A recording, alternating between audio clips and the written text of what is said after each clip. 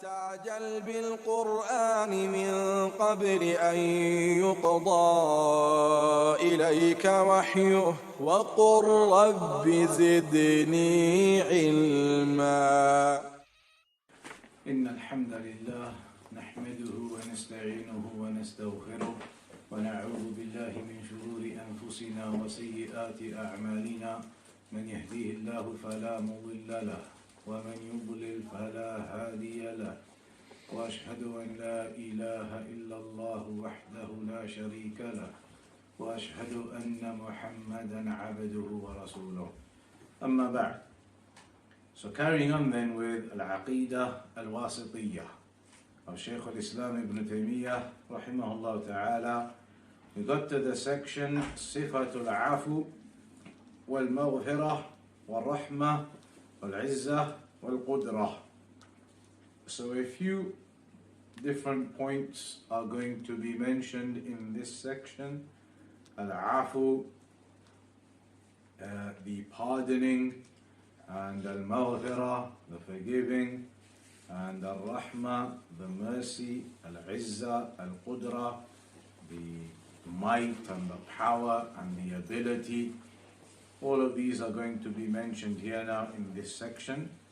So the first ayah, Al-Ayatul Ula fil Afu wal Qudrah, regarding pardoning and ability. قوله إن تبدوا خيرا أو تخفوه أو تعفوا عن سوء فإن الله كان عفوا قديرا. So the ayah says, if you make apparent the good, or you conceal it, or you pardon from some evil, then indeed Allah is the all-pardoning and all-capable. يعني إن تفعلوا خيرا فتبدوه أي تظهروه للناس, meaning if you do some good and you make it apparent to the people, أو تخفوه, or you conceal it, يعني عن الناس, you conceal it from the people, فإن الله تعالى يعلمه, then Allah subhanahu wa ta'ala knows of that. ولا يخفى عليه شيء, and nothing is concealed from him. So if you do something of goodness and you make that apparent and visible, or you conceal it from the people, then Allah subhanahu wa ta'ala is aware of all of that which you do. And in the second ayah, وفي الآية الثانية إن تبدوا شيئا أو تخفوه فإن الله كان بكل شيء عليما, that if you make an affair apparent or you conceal it, فَإِنَّ اللَّهَ كَانَ بِكُلِّ شَيْءٍ عَلِيمًا, then Allah subhanahu wa ta'ala is all aware, all knowledgeable of every affair, whether you make it apparent or whether you conceal it. وَهَذَا أَعَمْ يَشْمَلْ الْخَيْرِ وَالشَّرِّ وَمَا لَيْسَ بِخَيْرٍ وَلَا شَرٍّ. So this ayah is more general than the first one. The first one talked about doing specifically some type of goodness or some type of bad, but this ayah is open to any action, whatever the action may be, that whatsoever the action is of whatever nature, concealed or apparent, then Allah is all knowledgeable of it. وَلِكُلِّ آيَةٍ مَكَانُهَا وَمُنَاسَبَتُهَا لِمَنْ تَأَمَّلْ. And both ayat, they have their position and their appropriate circumstances for it, for the one who thinks about them. وَقَوْلُهُ أَوْ تَعْفُوا عَنْ سُوءٍ,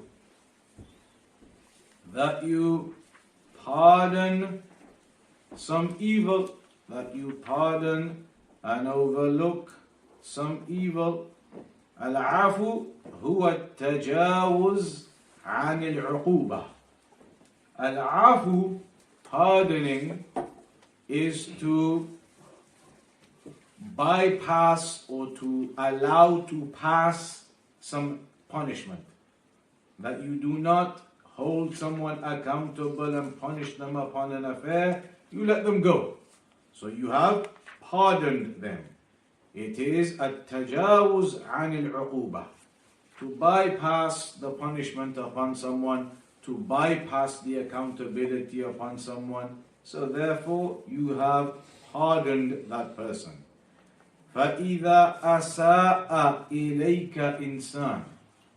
So if a person does some bad to you, if a person does some bad to you, فَعَفَوْتَ عَنْهُ, and you pardon him, you bypass and overlook the affair, despite that person having done some bad to you, فَإِنَّ اللَّهَ سُبْحَانَهُ وَتَعَالَى يَعْلَمُ ذَلِكَ.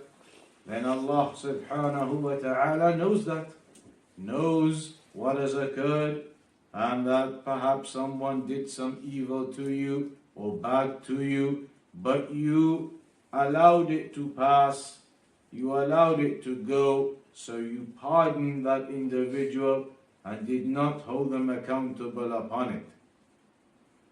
ولكن العفو يشترط للثناء على فاعله أن يكون مقرونا بالإصلاح.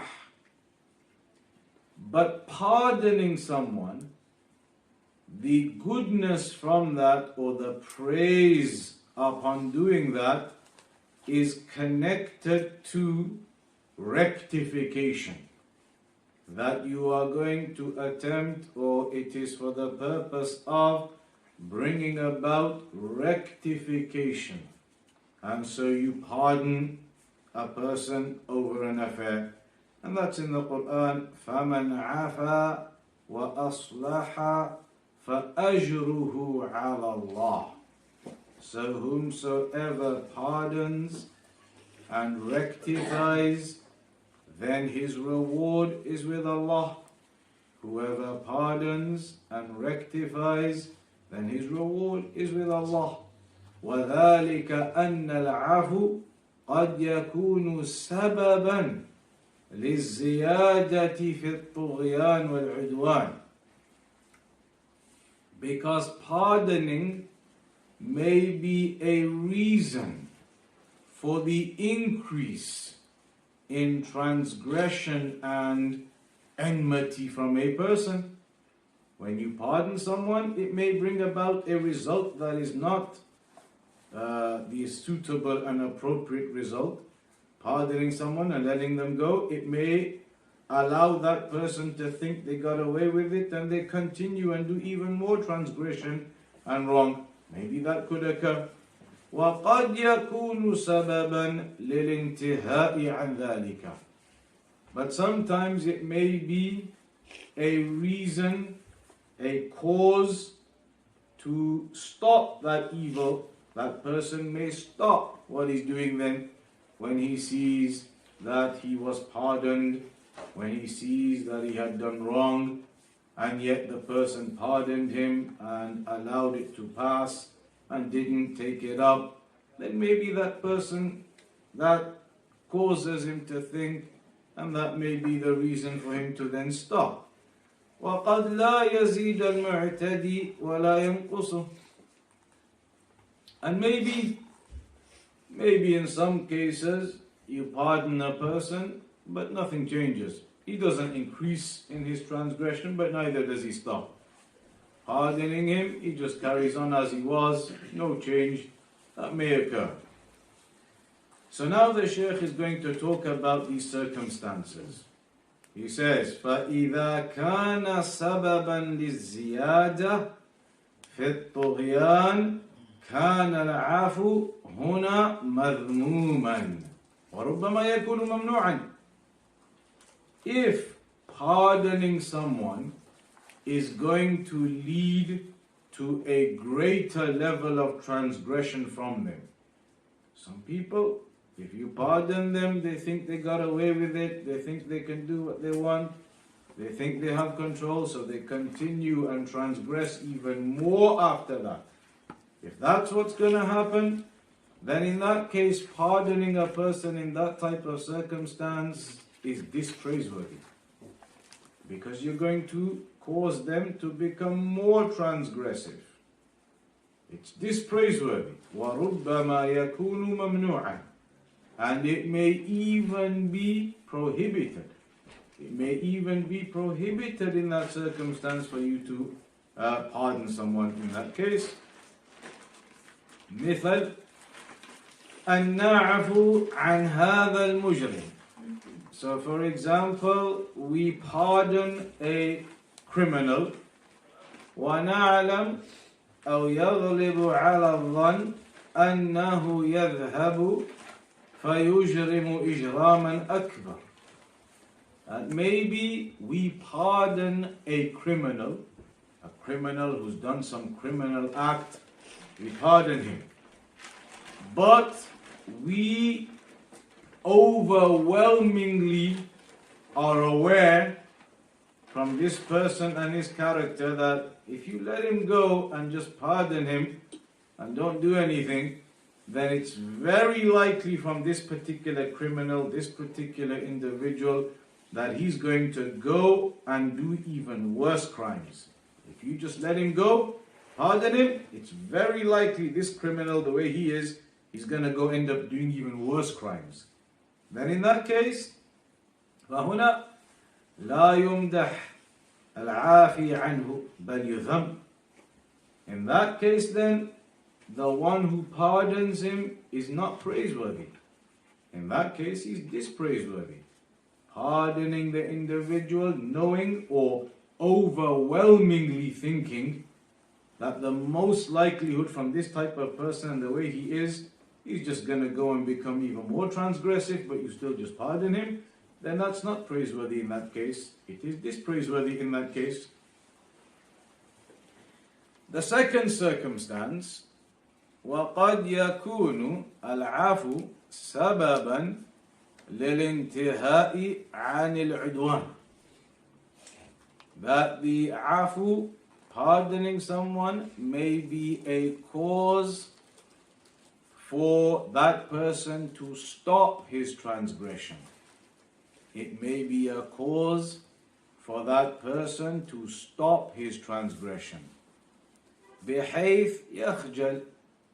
That person, he transgressed, he did some wrong to you, but you let it pass and you pardon him. Maybe that person will feel shyness after that.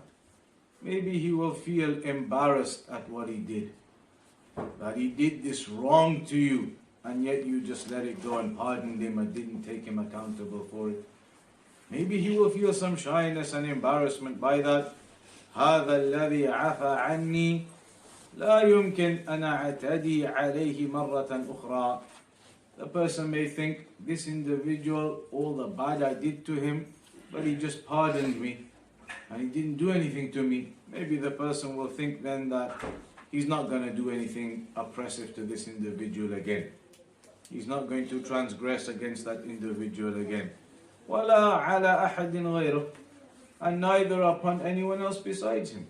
Neither upon anyone else besides him. فَيَخْجَلْ أَنْ يَكُونَ هُوَ مِنَ الْمُعْتَدِينَ. So then he becomes shy and embarrassed from being from the oppressors, from the transgressors. وَهَذَا الرَّجُلْ مِنَ الْعَافِينَ. فَالْعَفُو هُنَا مَحْمُودٌ وَمَطْلُوبٌ وَقَدْ يَكُونُ وَاجِبًا. So this individual who has pardoned him, that's good. That is praiseworthy in this case. It is praiseworthy and it is required in that situation and in that case that he does pardon that individual in that case. وَقَدْ يَكُونُ وَاجِبًا. It may even, in some circumstances like that, be obligatory for you to pardon that person. Because you know rectification is going to come from it. or you greatly expect rectification to come from it, so then you pardon and let it go and don't say anything.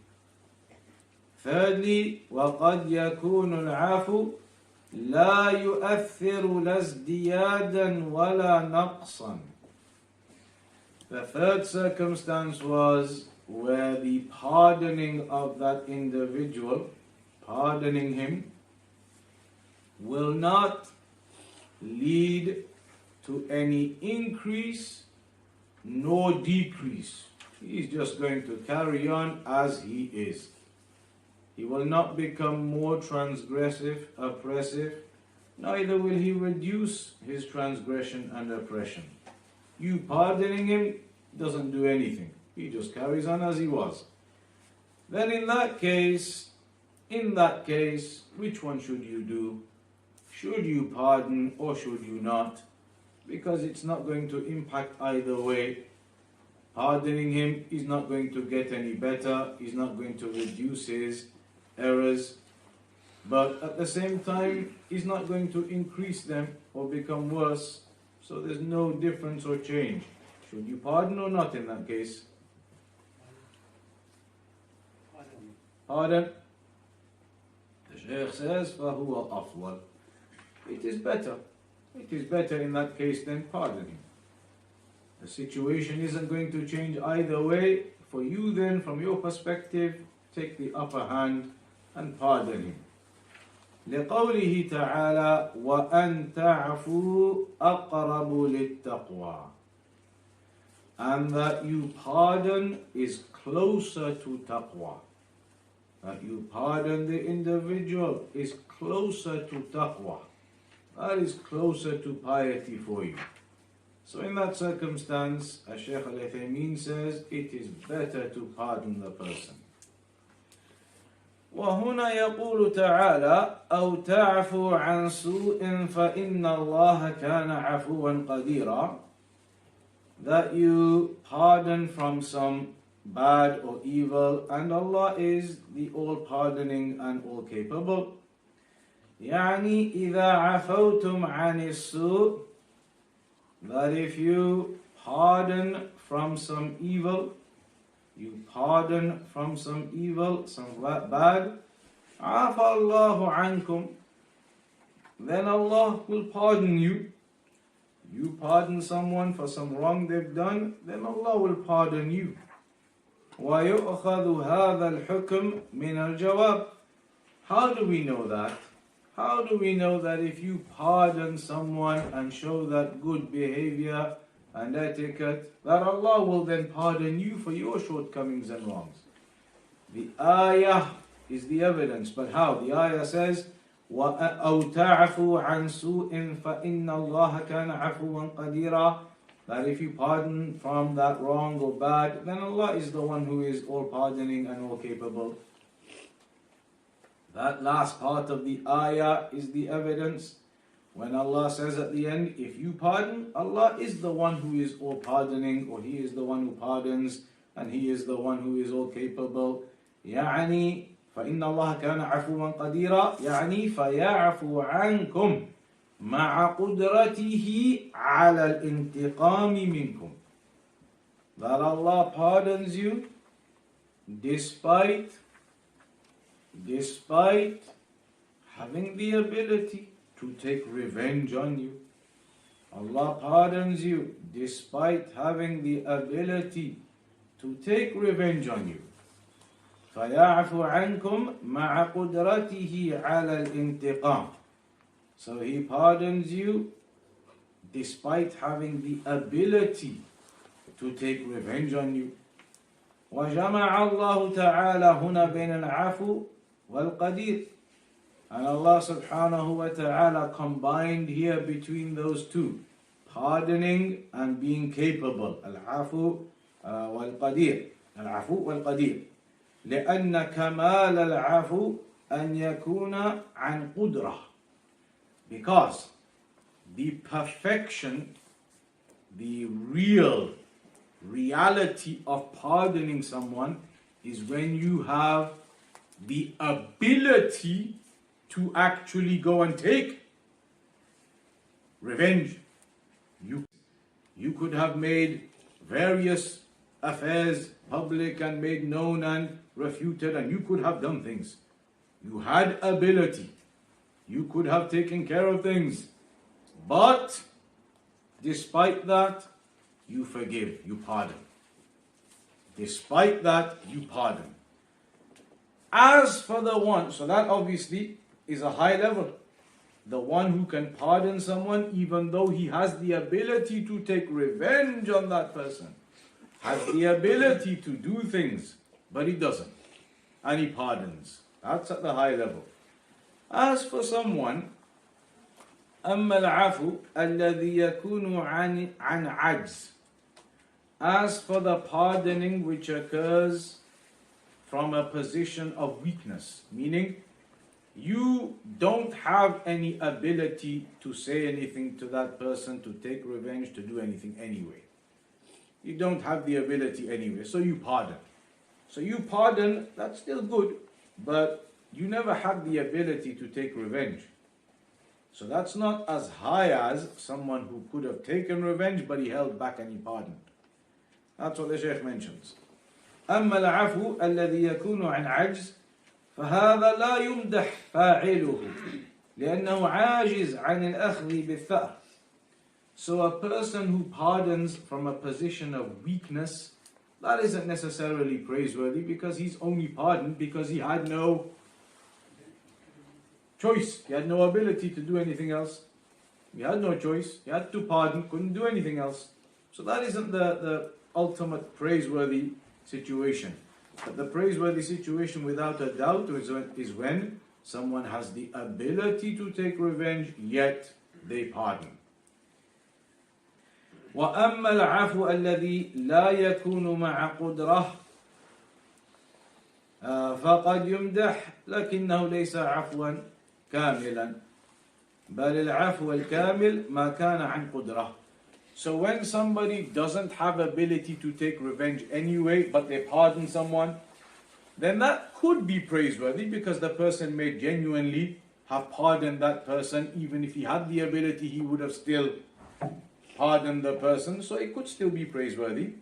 It could still be praiseworthy even when he's in a situation of not being able to take revenge. It could still be praiseworthy. But the perfection of the praiseworthiness is definitely at a situation where somebody definitely has the ability to speak up and do things, but he doesn't, and he pardons. In that situation, you have the perfection of the pardon. وَلِهَذَا جَمَعَ اللَّهُ تَعَالَى بَيْنَ هَذَيْنِ الْإِسْمَيْنِ. And for that reason, Allah combined between these two names, Al-Afu wal-Qadir. Al-Afu wal-Qadir. And that's why Allah, Al-Afu wal-Qadir. And that's why Allah subhanahu wa ta'ala combined between these two names, Al-Afu and Al-Qadir, that He is the one who pardons, but He is the one with ability. He could have taken revenge upon that person and punished that person, but He pardons that person. So that indicates the perfection of the pardon. The perfection of the pardon, because he could have taken revenge but didn't. And so that is perfection in pardoning that person. فَالْعَفُو هُوَ الْمُتَجَاوِزُ عَنْ سَيِّئَاتِ عِبَادِهِ وَالْغَالِبُ أَنَّ الْعَفُو يَكُونُ عَنْ تَرْكِ الْوَاجِبَاتِ وَالْمَغْفِرَةِ عَنْ فِعْلِ الْمُحَرَّمَاتِ. So the afu is the one who bypasses or overlooks the wrongs of his servants. Talking about Allah, overlooking, bypassing, pardoning the wrongs of the servants. وَالْغَالِبْ أَنَّ الْعَفُو يَكُونُ عَنْ تَرْكِ الْوَاجِبَاتِ. And mostly the situation of al-afu, of pardoning, occurs in relation to someone who has abandoned obligations.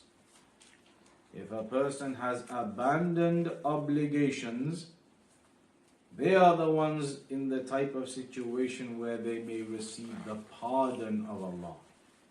Because Allah could have held them accountable upon the abandonment of the obligations and punished them upon it. but Allah pardons them and does not punish them. So normally pardoning will occur upon the abandonment of obligations. وَالْمَغْفِرَةِ عَنْ فِعْلِ الْمُحَرَّمَاتِ. And as for al-maghfirah, forgiving typically occurs when someone does haram actions. Pardoning for the one who has abandoned the obligations. Forgiving for the one who has fallen into the prohibitions. والقدير ذو القدرة وهي صفة يتمكن بها الفاعل من الفعل بدون عجز.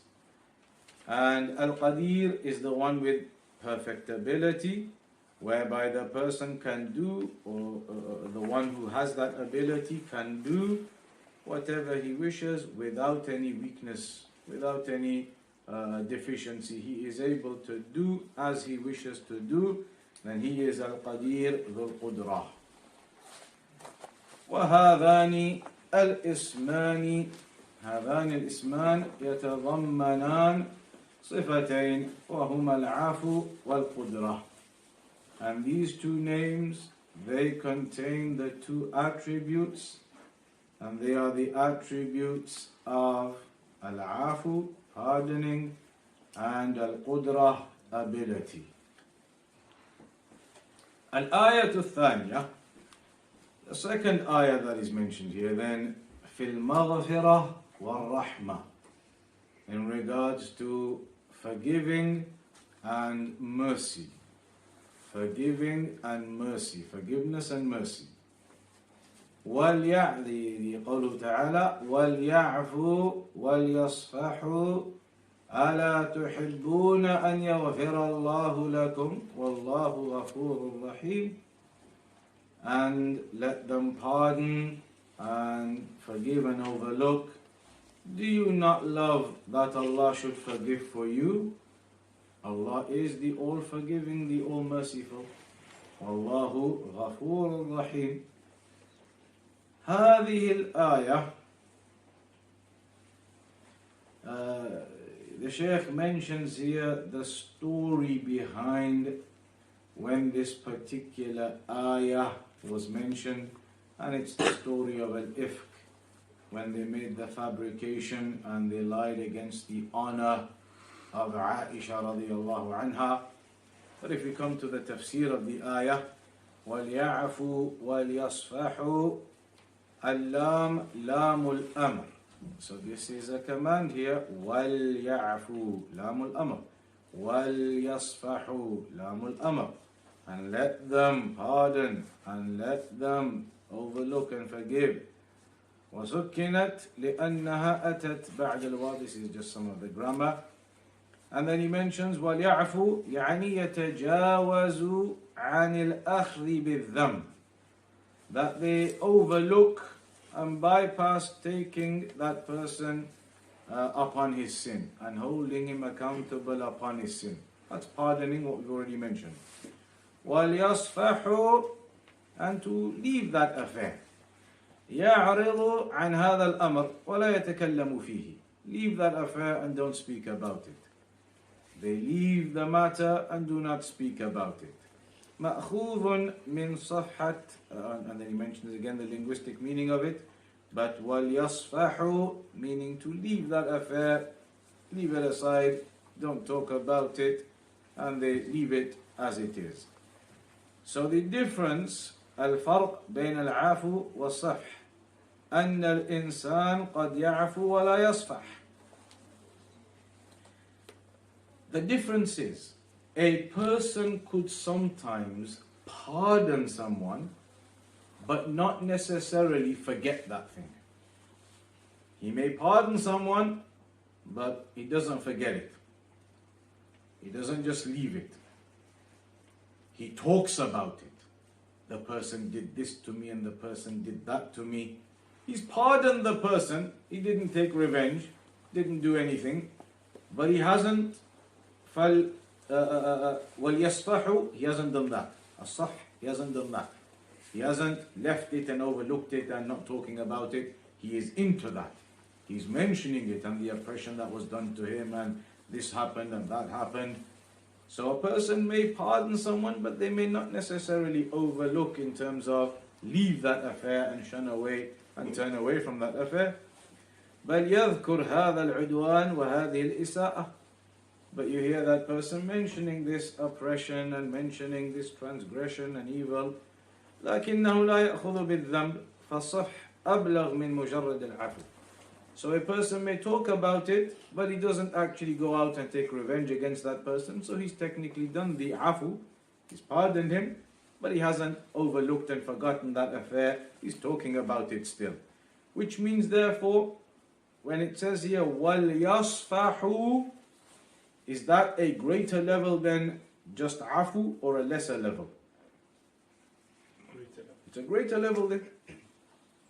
It's a greater level. هذا أبلغ من مجرد العفو. It's a greater level than just pardoning someone, pardoning them and then being able to leave that issue. Pardoning them and being able to leave that issue. And these are types of things which are not easy for mankind to do. A believer with firm and strong iman is able to do these affairs. But it is very cumbersome, very difficult and hard for someone who has weakness inside of him to be able to forgive and to be able to pardon and to be able to leave that affair and not speak of it, even though with qudra, maybe he has the ability to say things and to do things and to take revenge and take certain courses of action, but he pardons that individual and he leaves that affair. And that's why then it says, أَلَا تُحِبُّونَ أَنْ يَغْفِرَ اللَّهُ لَكُمْ. Do you not love that Allah subhanahu wa ta'ala should forgive you? Do you not love that Allah subhanahu wa ta'ala should forgive you? وَاللَّهُ غَفُورٌ رَحِيمٌ. And Allah subhanahu wa ta'ala is the all forgiving, is the all merciful. Ghafur, Rahim, these are upon the mubalagha forms. Meaning not just that He is the one who forgives and He is the one who is merciful, but He is the one who oft forgives and is oft merciful, indicating a great amount of that forgiving and a great amount of that mercy. Both of the names upon sighatul mubalagha. But He is the one who is forgiving and He is the one who is merciful, all forgiving, all merciful, greatly forgiving, greatly merciful. So these two names are mentioned together because their meanings are similar. Having forgiveness upon someone and having mercy upon someone, it overlaps. It's very similar to forgive someone, to have mercy upon someone. Because في المغفرة زوال المكروب وآثار الذنب. In forgiving someone, you remove that hardship or the affair from that person and the effects or after effects of the sin. وفي الرحمة حصول المطلوب. And in mercy, you have the attainment of your goal. You have the attainment of your goal. And that's why Allah mentioned about paradise, Anti rahmati arhamu biki man asha. That you are my mercy, I have mercy upon whom I wish via you. Meaning in paradise they are put in there those who are going to have the mercy of Allah. That is regrettably where we'll have to conclude today. It's going to have to be short, I was late. But inshallah ta'ala, from next time we'll be able to do the full session. Next week inshallah the plan is to begin at 6:30 p.m. inshallah. Today I was delayed, but 6:30 will start next week inshallah ta'ala.